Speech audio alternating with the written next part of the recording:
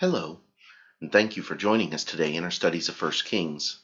Today we're in First Kings chapter 17, and as we examine this particular chapter today, I want us to see some applications of how God deals with mankind, but also some things that doesn't mean for mankind. And I think you'll see what I mean in just a minute. As we look at some of the lessons from this particular chapter, I want us to pull out on a couple of events that are discussed and then make some applications to them. The first of the events is the lack of rain that is going to be prophesied in verse 1.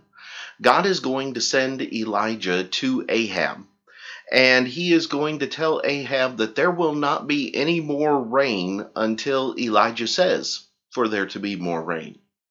Now, this is going to be something that is not just going to last a week or a month, but rather it's going to last for years. In the New Testament book of James, in James chapter 5, James is going to write that it's going to last for 3.5 years. And we'll know from this particular passage and over in chapters 18 and 19 that this is going to last for at least 3 years. So we're looking at a period of about 3.5 years where there is going to be no rain in Israel. There's going to be an extreme drought. And this is going to cause major disruptions and major problems. I mean, we look at situations today where we deal with droughts where we get very little rain over the course of a year, and we look at what it does. And yet here they're going to be without rain for 3.5 years. And the reason for that is because of Ahab's, not just his disobedience, but his flaunting other gods before Israel. His statement that other gods are greater than the God of heaven. And so he's going to give these gods an opportunity to present their ability. And he's going to remove his blessings from the land. It's not going to rain for 3.5 years. Now, in the midst of that, you obviously have hardship that is going to come and problems that are going to come. And so you also see in a very important way here in chapter 17 how God is going to provide for Elijah. Because first, God is going to send him to the brook Kerith, which is on the other side of the Jordan, which in many ways is outside of the province of, of the province of Ahab's authority.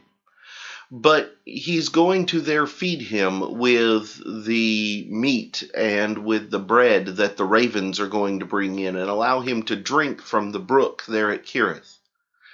And yet it's a drought in the region, and so that brook is not going to remain forever. So even though he is out in the middle of nowhere, even though he is out in the wilderness, and he is being provided for, that brook is still going to dry up.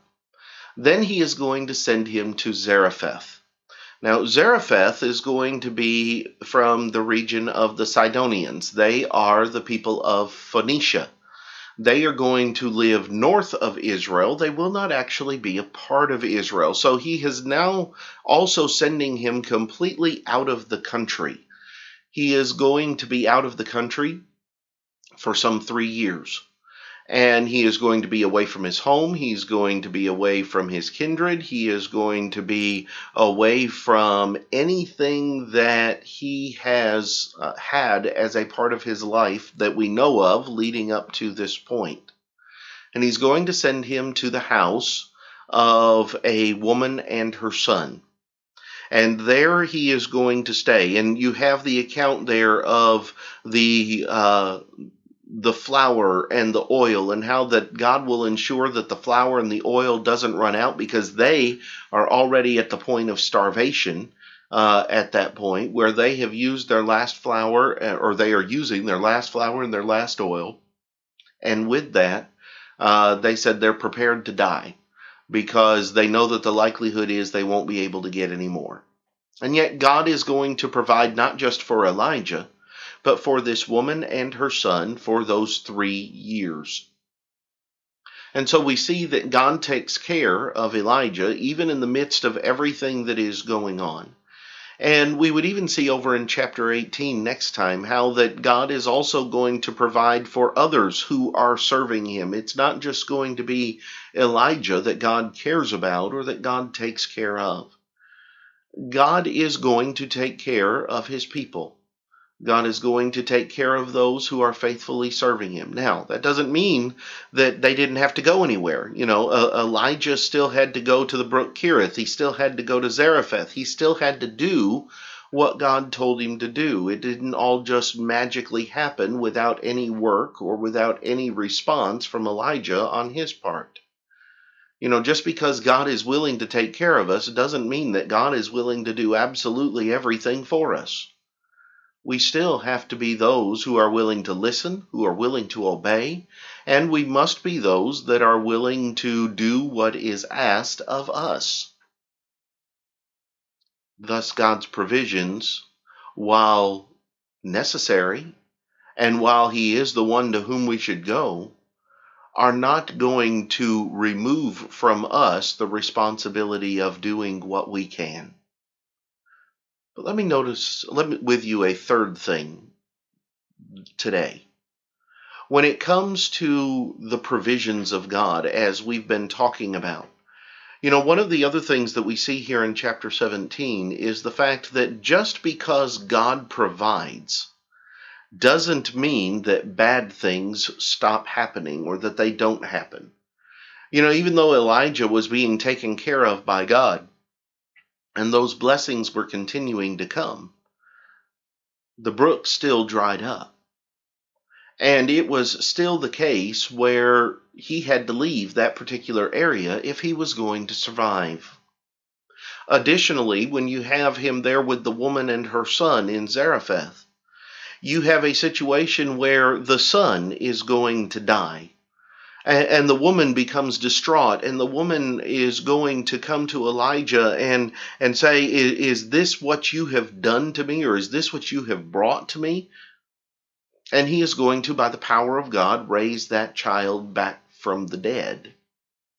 And yet, so many people have the mentality that if God is watching over them, and if God is helping to provide for them, nothing bad is ever going to happen.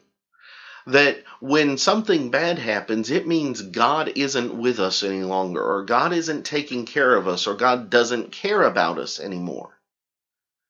One of the things that we see here in chapter 17 is that even when God helps to provide for us, bad things will still happen. Life will still happen. The question is, what do we do with it? How do we handle it, and how do we approach it? Do we then blame God for what it is that happens? Or do we recognize the blessings that God has given us and continues to give us? And do we also recognize that, as Paul talks about in the book of Romans, all things work together for good to those that love the Lord? Now, he doesn't say that everything is good, but rather he's saying that good can come out of everything that happens. Sometimes bad things are going to happen, even when God is watching over us and taking care of us and providing for us. Bad things can still happen. It doesn't mean that God didn't care.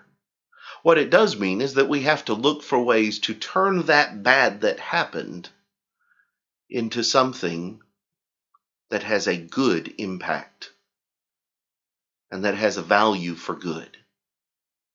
These are some of the things that I've noticed in 1 Kings chapter 17. I hope that they're beneficial to you. Next time we'll come back and we will begin looking at 1 Kings chapter 18. I hope that you'll join us then. But until then, have a great day.